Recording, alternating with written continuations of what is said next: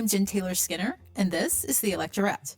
I am so excited about this week's episode because I have a conversation with Aimee Allison, the founder and president of She the People. She the People is an organization focused on building power for women of color to lead this nation into a new era. I met Aimee back in 2018. That was the year that She the People was founded. At the time, She the People was really the only organization of its kind that was focused on lifting up women of color and focused on building their political power. Now, you have to remember what that year was like. We were just 1 year into one of the worst presidencies of this country's history, and we were all still reeling from the outcome of the 2016 election. And during that year's midterms, we saw a historic number of women elected into office, and Black women and women of color elected as well. And I credit Aimee Allison for being a leader in that movement when so many people were overlooking the value of Black women and women of color. In this conversation, we talk about a poll that was recently conducted by She the People in collaboration with the 2040 Strategy Group. This poll was focused on women of color, and it's really the only such poll conducted during this election cycle. And what it uncovers is really fascinating. It goes into details about their legislative priorities, why some of the women who were polled are still undecided voters, and what they need and want to hear from Vice President Kamala Harris in the final weeks and days leading up to the election. So without further ado, please enjoy this conversation with the founder and president of She the People, Aimee Allison. Aimee Allison, welcome. I'm so happy to be here. So She the People, in partnership with the 2040 Strategy Group, and by the way, for the listeners, the 2040 Strategy Group, it's a group of social scientists who use data to shape social change.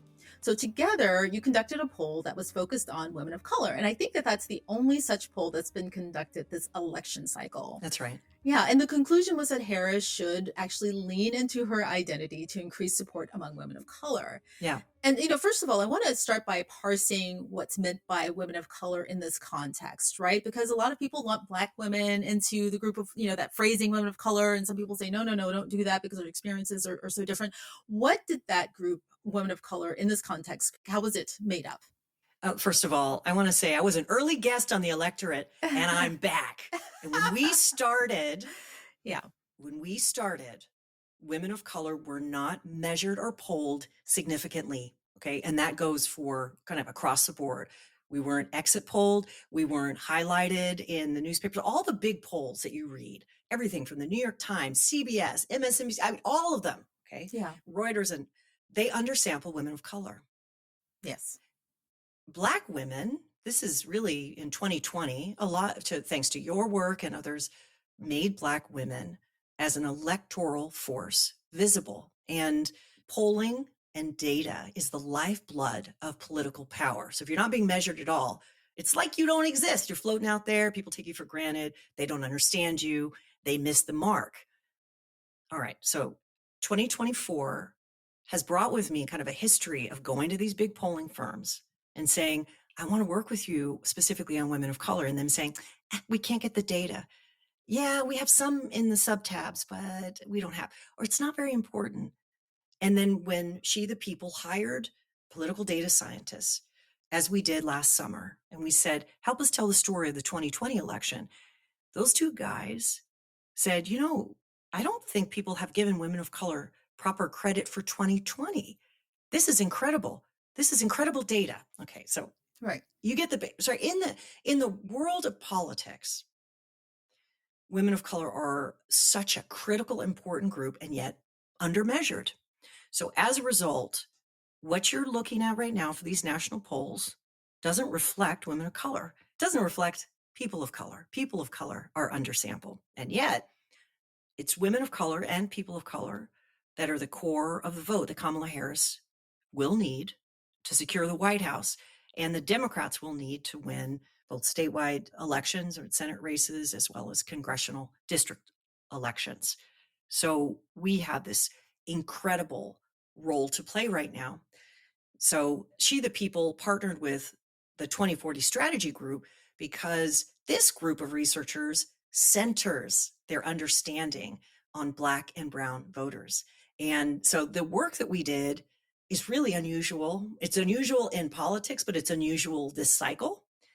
And the way that we define women of color, so to measure women of color is Black women, Hispanic, Latina, and Asian American Pacific Islander.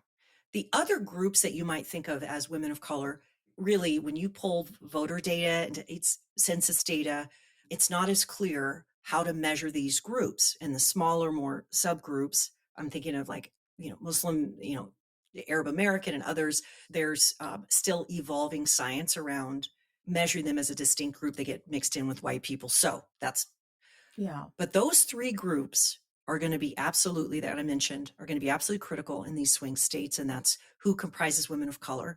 Nearly 1,500 women of color in this national poll were contacted, as well as white women, Oh, as to compare. okay. I didn't know that. Okay. Because we got to compare. Yeah. There's a lot of stories about women. There's a lot of stories about white women, and we need to have conversations and data to have those stories. So that's what the poll was intended to do. And it was intended to do not only to ask horse race questions, like, you going to vote for Kamala Harris or not? How do you feel about her right now? But it's also intended to say, what would you need to hear from the campaign to take you from, let's say, undecided to supportive? And that's where the juicy bits of the results of the poll really tell an important story about women of color. We are, as a group, incredibly diverse. But as the pollster told me, Black and white political identities over the last 60 or 70 years have flattened, meaning obviously there's not a monolith among Black women, for example. There's Muslims, there's Afro-Latinas, there's younger women, there's other, people, regional differences. We know that. But in terms of how we think of our political identity and how we act in the voting booth, Black women have an identity that the pollster says has comparatively has flattened. Here's your identity as a Black woman voter. In contrast, Latinas, they call Hispanic, but Hispanic's based in Spain, so I say Latinas coming from all the different countries and experiences. That includes people who have been here for 10 generations, who live in Texas. That includes Tejanos. That includes people coming from El Salvador. It includes people who are Puerto Rican, who vote as citizens. It includes a lot of different experiences and countries and nationalities. There's a lot of immigrants in that group. So that's one. And then the other, Asian Americans, in places like Wisconsin, hundreds of thousands of Asian Americans, but they're dispersed more. If you think about Asian American and Pacific Islander, it includes, people coming from India to be engineers. It includes people who have been in the country for 10 generations in California, whose ancestors built the railroad system. It includes a lot of people, Yeah. but there are also a lot of immigrants. So I'm saying all that to say, part of what the poll revealed was the diversity amongst Asian Americans, so that Black women don't feel like, hey, listen, our identity is getting subsumed by the political identity of women of color. We need to understand more about who we are, both in aggregate, but also the subgroups. And that's what this poll helps to do. And it really just indicates a need for even more polling of our group. Right. When I was reading through the results, one of the things that I kept coming back to was the fact that she needed to lean into her identity and, talk more about it so people can know who she is, quote unquote, or understand who she is. But Kamala Harris has made it clear that she's very comfortable with her identity. She knows who she is. And I, as a Black woman, I know this woman. I mean, she talks about going to an HBCU. She talks about being Black. She talks about growing up in this working class neighborhood. I, a Black woman, I grew up in a Black working class neighborhood in one of the blackest cities in the country, Memphis, Tennessee. I recognize Kamala Harris. Her identity for me is clear. Yes, right? but let me just say, Yeah. the poll found that for Black women over 40, I'm not sure how old you are, but I'm definitely a Black woman over 40, the poll's measuring the highest possible support for Kamala Harris. Black women, game recognized game. Right. We know who Kamala Harris is. That is not true for under 40s. Really? It is not true that Black women, although it's trending it's trending positive for all women of color under 40, it's trending positive. Right. But for Black women under 40 are not at the levels that my group is in. And this is important for us to understand, because for Kamala Harris to be successful, really what the poll points to is what people who in this very short campaign, whose level of support isn't high like Obama, and we need Obama levels. But right now, those groups are right not even at Biden levels. And part of Really? it, yes. So part of it is that we have to understand the critical role that Black women play. But Black women aren't going to be able to carry the election on our own. And that's why we think about the political bloc of women of color more fully. So one of the major findings that you're really talking about is amongst Latinas and Asian American voters, women voters, there's a high number of undecideds. Now, does this undecided mean, hey, it's either Kamala Harris or Trump? No, no, no. These are people who haven't decided whether they're going to vote, who they're going to vote for. They haven't decided if they know enough. These are not people who are in electoral politics. These are people who didn't necessarily watch the DNC or the VP debate the other night or anything. They don't follow politics like that. These are people who, when we say identity, it's obvious that Kamala Harris is a non-white woman, but these are voters who, because of some other elements of how their political consciousness develops at the poll points to, increase support for her when she reminds this group of undecided voters that she's a Black and Indian woman and she would be the first woman president in the White House.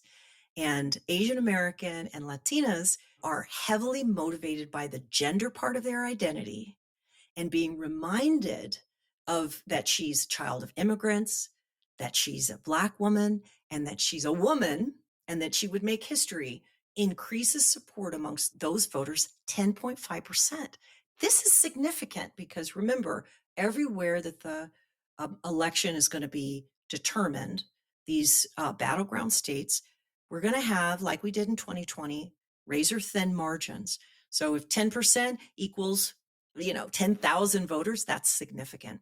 So I think the big headline here is Kamala Harris did introduce herself. We heard her story when she reintroduced herself, right? And she was even talking about, like, if I had anybody at a dinner party, it was Shirley Chisholm. Who's she messaging by mentioning Shirley Chisholm? Black woman over 40. But who does she need to win over? She already got us. Who does she need to in the last 30 days? She needs to talk to these undecided voters, the specific undecided voters. And the campaign has explicitly made a big deal out of getting support from Republicans and independents. But you and I both know Republicans and independents, while important as part of this Kamala Harris coalition, will not carry battleground states. They just won't.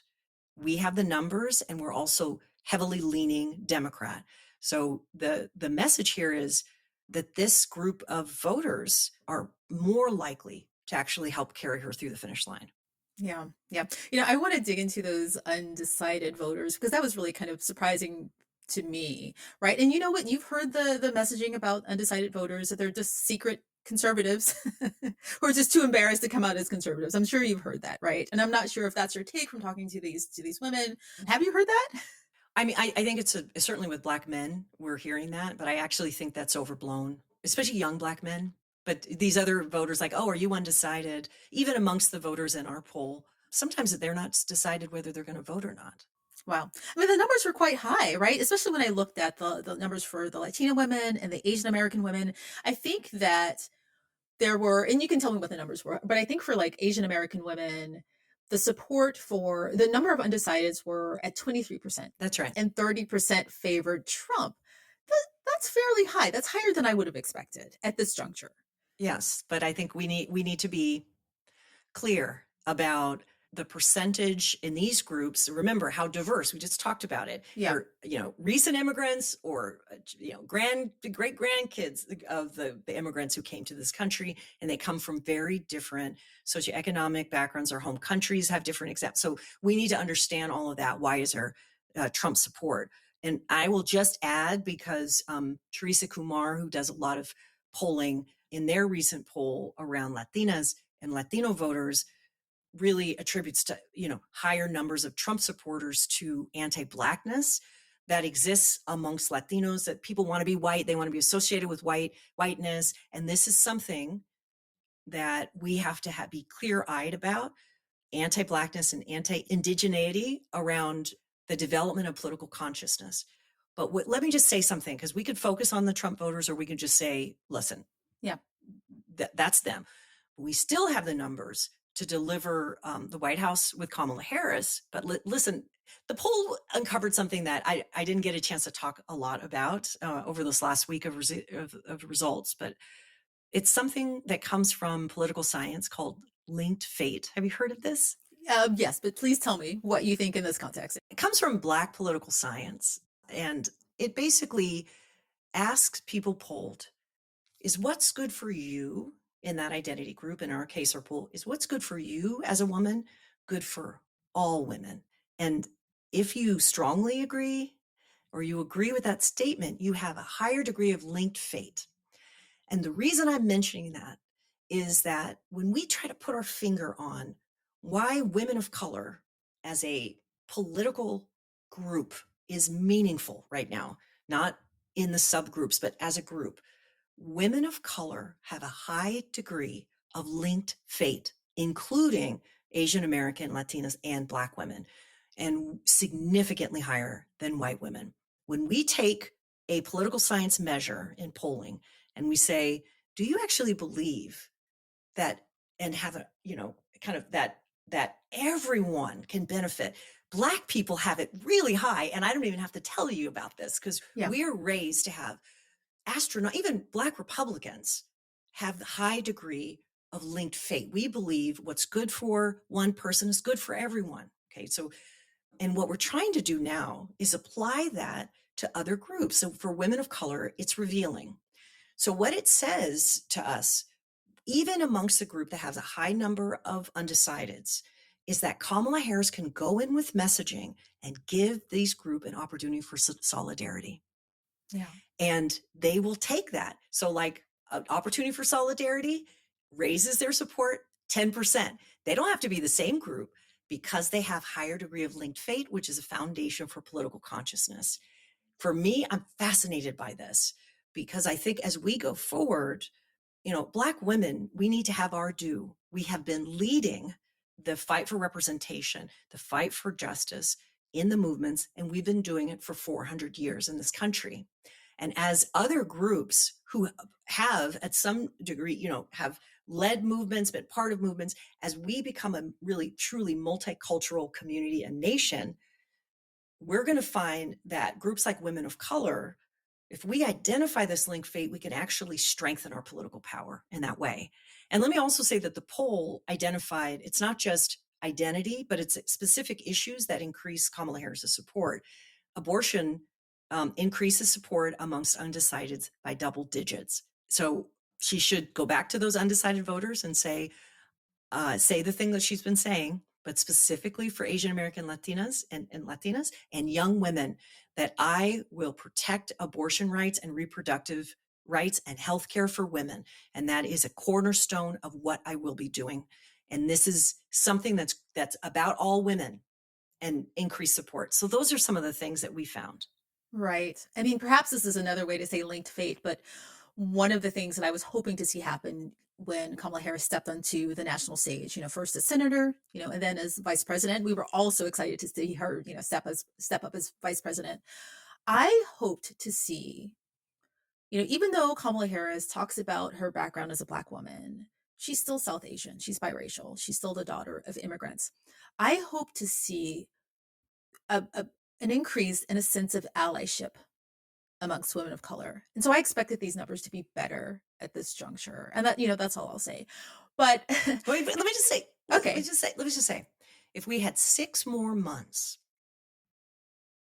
the campaign might have give more and more opportunity for people to come forward. I mean, it was remarkable win with Black women's calls and all the other calls that were inspired and came together. That was record speed, and it, voices and groupings within a broader multiracial coalition took that moment to be seen and heard as part of a coalition to show allyship with a broader coalition. It's not just Kamala Harris, but it's like a multiracial coalition.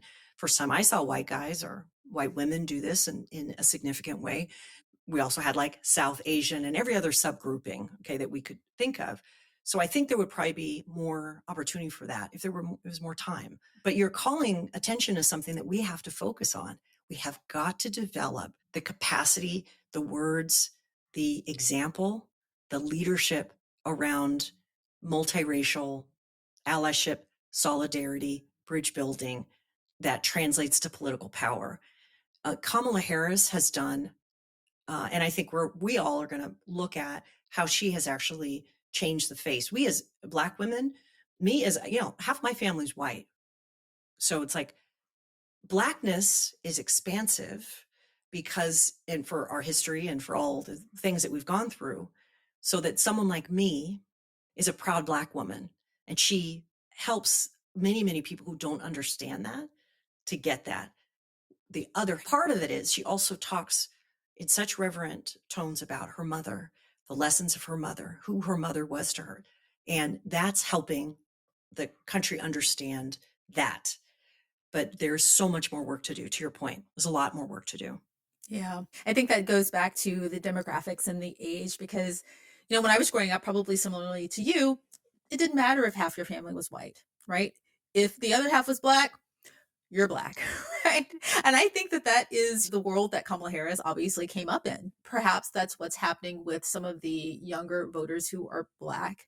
They don't necessarily have that, or there's more fluidity or more movement among, their identity and their races than there are for older Black women. Well, don't you think though that it's part of the reason that young women of color, including Black women, are not that impressed by only identity? They need more.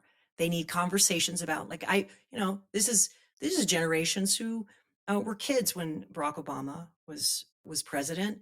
They've seen people on the Supreme Court and mayors of cities, and they, okay, identity is not enough. What you gonna do? And the younger generation, it's true.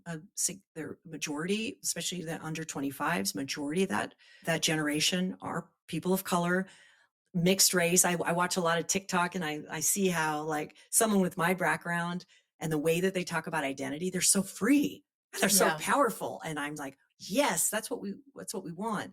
But when it comes to winning elections and building power, we have this structure in which we have to both understand and operate. So the poll really does point to when you started Electorette, and when I started my work at She the People, we were helping to bring into being a political force called Women of Color that the powers that be did not recognize. Now what we have to do is make sure that the ties that bind us, the values that bind us, and that the politics that bind us continue to get stronger. Because the Kamala Harris, her husband's white, but like she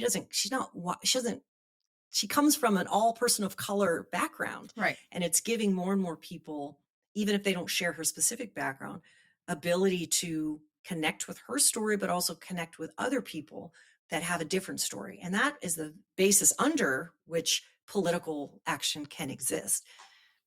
Yeah. At some point, the conversation gets a bit circular, right? Because her identity, I think, shapes what she does. It's clear her identity shapes how she views, victims of sexual assault. It shapes how she approaches inequality, how she approaches the economy, right? The green economy, how it shapes everything. And I want to say that's related to her identity, and I believe it is. But then you look at someone like Eric Adams. Not in all cases. So I just kind of undid my own argument there with your identity shaping, how you approach policy and how you approach legislation. But and the guy's corrupt. Like Black people, again, are linked fate. We want to see any Black person do well, don't we? We want to see them do well because we think it's good for all of us. And then you got an Eric Adams who's a corrupt dude, and he's been corrupt for a long time, and it's not enough. Like his who he was, his demographics aren't enough not to impress Black people. Like, you know what? We gave him enough of a pass. That's it. Yeah, I think he's doing a tour of Black churches now. I read that in the newspaper today, which is interesting. That's another conversation. It's a whole other thing. Another conversation. The church is not going to save you, buddy. Nope. But he's hoping. He's hoping. He knew where to go. He knew where to go. At least he thought he knew where to go. Exactly. But what is our job right now? What is our job as women of color? And I think the poll can point to some of that because the issues that are animating support for Kamala Harris are the major issues that, that people are looking for solutions on. Like, for example, Latinas want to hear more about the plan for immigration. The VP debate, people are like, oh, it was so civil. No, buddy, no. JD Vance has a calm way of saying something radical and scary, which is that he's proposing mass deportation of immigrants. And he's focusing on Black immigrants who are here in this country legally. And he's focusing on Ohio using racism. And Latinas want to know what the solution would be. Those who are open want to hear Kamala Harris's solutions. And it has to be an alternative to mass deportations. Yeah. And those who, for whatever reason, find themselves supporting Trump, maybe we can never get them because they identify with being white. A lot of Latinos, significant, fewer women than men, but like identify with being white. But for everybody else, what's the, conversations around solutions, paths to citizenship, what to do around the border? How do we diffuse the hatred of immigrants and the pain that those communities feel? And so Latinas, when they hear about this issue as a major issue, as well as Asian Americans, they hear solutions, they're more likely to support Kamala Harris. It's not just representation that's our goal here. Is also a conversation around the issues. And this group of, it's not fair to call them low information voters, but it is that they need to hear what the solutions are in order to engage with the campaign. Right. Well, they're not engaged daily like you and I are, right? Thinking about these things. But I'm glad you brought up, the messaging and what they wanted to hear, because there's a part of the poll where you ask the respondents, like, what do you need to hear from Vice President Harris, right, to move your support? And they were quite varied. Like you said, Latina voters wanted to hear about the economy. I think that was the highest. They had the highest numbers under the economy, gun violence and immigration. It was kind of similar with Asian American women. They wanted to hear about immigration again, gun violence, and abortion. Black women in this group were the only group of women who wanted to hear more about race. And I find that really interesting. I just find that really interesting. So the Latina women and the Asian American, they don't want to hear about race. It's not their top priority. Maybe they do, but it's not top of mind. What do you make of that? I make of it as a very astute group of voters understand. I mean, that's Black women. We understand how race permeates public policy, practice, and institutions, and it affects our lives. So when we say race, when we drill down on what that means, it's the attack on teaching our history, our attack on, AP African American studies, and attack of book bans, for example. But other groups are also interested in book bans and protecting education, particularly Asian American women were interested in, if you say you're going to fight book bans to protect education, that increased their support because they're interested in education.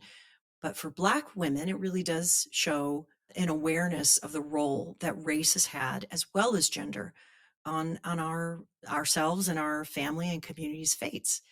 So the attacks on diversity, equity, and inclusion have been attacks on people of color, but it feels really like the bullseye centered on Black people and our ability to claim our share of the American story.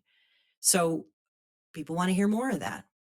And if you're an immigrant, you're a recent immigrant, or you're a child of immigrants, that you may not have grown up with this understanding. And in this way, Black people have finally attuned, based on generations, understanding of race. And that's why it's more important. I would be interested in future polling measuring the difference between, let's say, a recent immigrant or a child of immigrants. Like my son's dad immigrated from the Philippines when he was 3 years old. So if you measured maybe his view or his parents' view, who came as an adults, versus his view versus my son's view, I think there's, over time, in understanding that race plays a bigger and bigger role, depending on, even if you're coming from another part of the country. So I think that's going to change over time.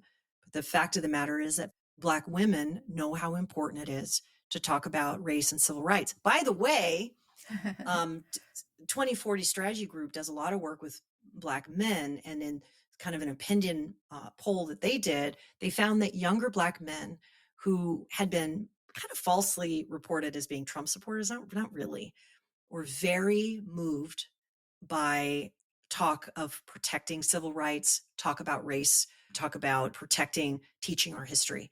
So it isn't just women, it's Black people Right. that are really concerned with this. Yeah. Going back to the poll, and I'm assuming that, although you polled women, that men would be interested in this too. So there's a part of the poll where you talked about the framing, right? The framing of her background as a prosecutor, right? The hawk versus the prosecutor framing. What do you mean by that? Give me some examples of what's meant by that, and how should she frame that to bring in more support? Well, I first will say that the smart prosecutor, smart on crime, was appealing to some subgroups of women of color. That's appealing because it's really around safety. And so, and it's also around, and also Black women like this framing because they want somebody who's prepared to take on a Trump, who's been convicted of felons and he's been impeached and he's broken so many laws and it's been adjudicated in court. So that framing of her background works as long as people don't falsely accuse her. And I know because I'm from the Bay Area, so her career, she's been accused of putting, Black people away and that kind of thing. It's not really like that. Before there were a number of progressive prosecutors, there was Kamala Harris. She wouldn't call herself a progressive prosecutor, but really in practice, that's with her diversion programs and things, that's what she was. I would say, though, that the hawk message is a real vulnerability. So when you talk about, and she did this at the DNC when I was there. She's done this in other speeches, that United States will be the most lethal fighting force in the Right. globe. That has the net effect across women of color of it decreases support. People don't like that. Somebody likes it, Yeah. but it's not women of color. Yeah. Whether it's Black women who understand the cost of war here and abroad, whether it's women from an immigrant background who understand the role that war has had on their personal and their family's journey. So that's a big vulnerability. If you emphasize that you're a gun holder, so when you think about that, the messaging from Tim Walz about him having a shotgun or whatever, he's talking to certain people who they may be able to win over, more independents or pro-gun rights folks. But when Kamala Harris re-emphasized that she owns a gun, it's not a winning message for women of color, not most. So these are really interesting to understand what messaging brings women of color in and which messaging pushes us away. And it's a fine dance that the campaign has to do in the last month because they have to have messaging for different groups. But we found it's a vulnerability for women of color to have hawk messaging. Yeah, I was thinking mostly in terms of prosecutor framing, right? But I didn't really consider the gun ownership thing because when I heard that, as a Black woman, again, I think we respond to those things differently. And I thought, oh, that was a mistake. Like maybe maybe we No, shouldn't. But no, lots of people really liked that. but which people? Yeah, I know. That's what you're saying. That's your point. And so I But was hawk just, messaging is also about the American empire. yeah, America is an empire.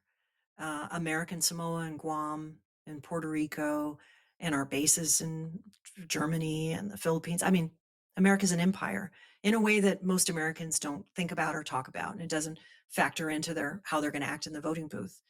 But hawk messaging around supporting Israel's wars on people is something that is a vulnerability for the campaign when it comes to women of color.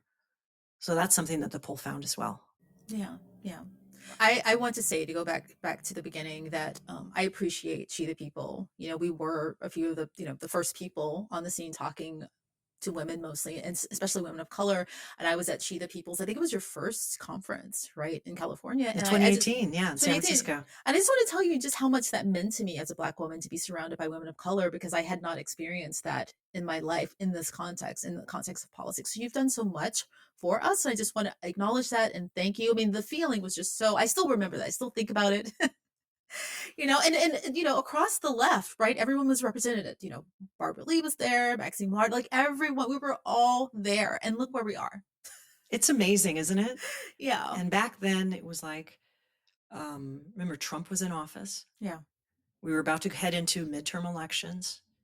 The squad, or the people recognized as the squad, they were just running that year. And so Right. a lot of them were at the event, and they were offering this vision of America that was so different than the vision that Hillary Clinton offered us, that, Democrats, that political people, the left, progressives had offered us before. We were creating something new. And the fact that from 2018 to now, that Black women are being recognized, not always, but we are in a lot of leadership positions. We're on the Supreme Court. We were running things behind the scene for the Democrats. And there are 2 Black women that are in general elections that have a really good chance to be in the Senate. And we have never been here before. For women of color, we have this opportunity. And my vision back then was, if we build our relationship and political power together, we will be ready to lead the nation into this era, this multiracial era in which justice is leading politics, and we are seen and heard in a whole new way. And of course, we're not, fully there yet, but look how far we've come from that vision. And whenever I think about that vision, I think, how many brilliant Black and brown women I've had the privilege of speaking to and meeting over this last journey, last decade, that have inspired me. I've seen their work. A lot of times they're like hidden figures. They don't go acknowledged. So I thank you for your words. And I also say, like if you're a person with a vision and you have this drive to do something for your country, and I say, keep going, because look at what we did. Keep going. I encourage you. And, now I'm in my 50s. It's like, your life and your kind of priorities evolve in this stage of life where you see these talented people, these bold, courageous people, these visionaries.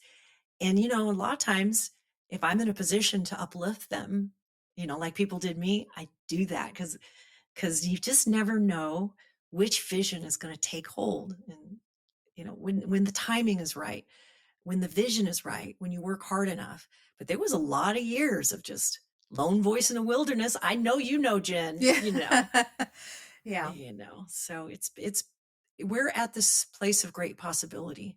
And I think our challenge looking forward is, one, can we tap our political power to put the first woman of color in the White House? First woman in the White House? Can we do that? Can we have 2 Black women in the Senate? Can we pass legislation that Republicans kicked off? Like, can we raise the minimum wage for everybody, including a lot of women of color who are in like restaurants or, take care of kids or elderly that make less than minimum wage? Can we do that? Can we secure our voting rights? Can we hold police departments accountable for how they treat Black citizens, Black and brown citizens? Can we do that? So there's some things that we got to get done. But also, can we get ready for the America that we're becoming? Can we build relationships between Black and brown people based on shared values? And can we have that allyship? And these are big questions that we haven't, I think women of color are a big part of the answer to. But that's where my vision goes, is let's keep that vision, particularly as we come up to the 250th birthday of the country. And it's time for us to ask those questions of ourselves. Yeah, right. And I know that as well as I do, that after the election, we know that the work does not let up, right?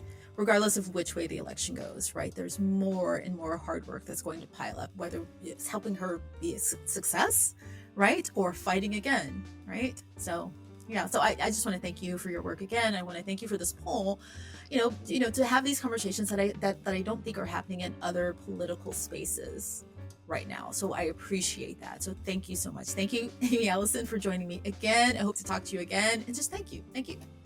And thank you. Onward. 30 more days. We'll see. Exactly.